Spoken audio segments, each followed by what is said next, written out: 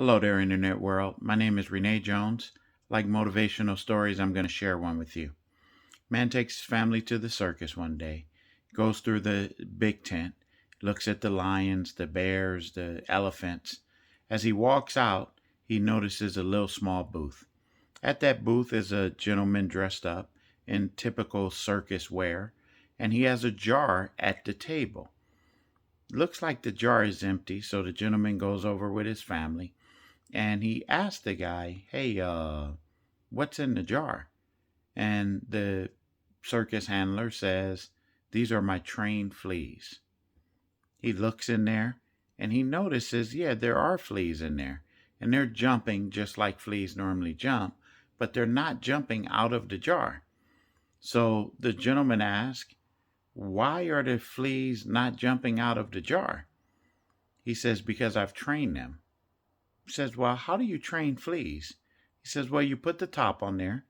First, you put the fleas in the jar, then you put the top on there, and the fleas will jump and jump and jump until they hit the top of the jar. And then after a little while, they'll stop jumping and hitting the top of the jar.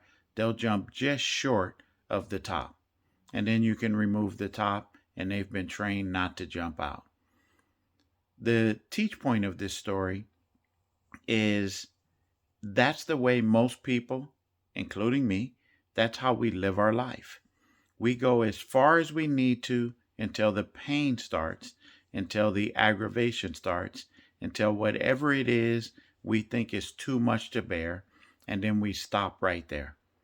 And we never get to sometimes live the life that we want.